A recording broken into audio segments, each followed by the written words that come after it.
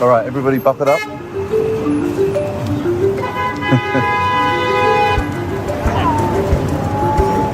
So it's 5:30 in the morning. It's New York City, and I've just watched the most extraordinary sunrise over the skyline, a real burning red glare.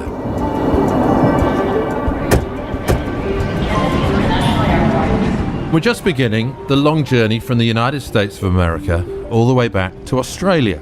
A lot of miles, a lot of quarantine. As we leave the gate, please make sure your seatbelt is fastened. To fasten, insert the metal tip into the buckle. Over the past 8 years, I've got to cover the most extraordinary political story of my lifetime. Something I never thought I'd see. Donald Trump was written off as a joke when he first announced his candidacy for the White House. But now he's become America's 45th president. And they'll be talking about this moment for centuries to come. But now it feels like the right time to leave. Not just New York, not just America, but the BBC as well. My journalistic home for a quarter century. Okay, ready? The demonstrators are attacking any symbol of the state. This is a tax office. And the demonstrators are completely destroying it. And the police are doing nothing to stop them. Osama bin Laden is the target. The mission? To wipe his terror network out. Mr. Biden, a quick word for the BBC. Thank you. The BBC, I'm Irish. And that means I have a rare chance to examine the news from a different vantage point in a new project.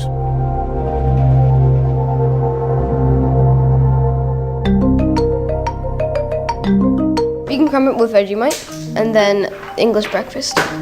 So wait, Dad, Dad, can I have my computer?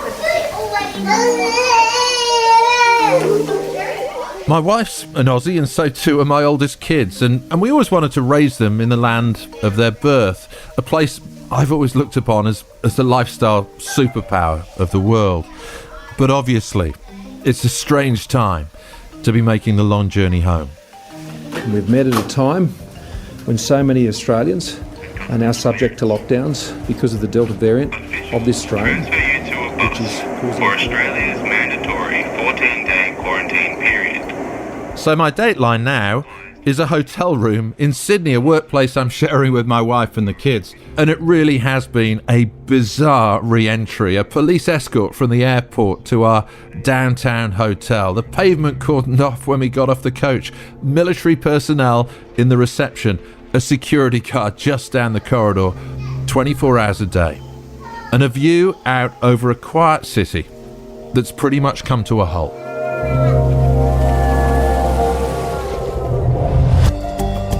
I'm returning at a time when the media and politics in Australia have never been so polarised, and there's just so much to talk about.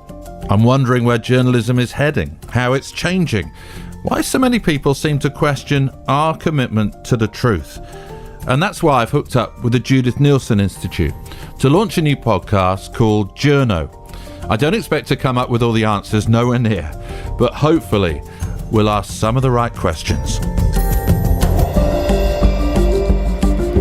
Pegasus is probably the most advanced piece of spyware ever developed. It is effectively the most invasive form of surveillance imaginable. Questions like, can I trust my phone? How do we combat threats like surveillance technology? The ABC's China correspondent for 5 years, Birtles is now back in Australia. How do journos report on the biggest geopolitical story of our age, the rise of China, when they're getting kicked out of that very country? And we'll be taking a close look inside the Taliban's media-savvy PR machine. Women will be afforded all their rights, whether it is in work or other activities, because women are a key part of society.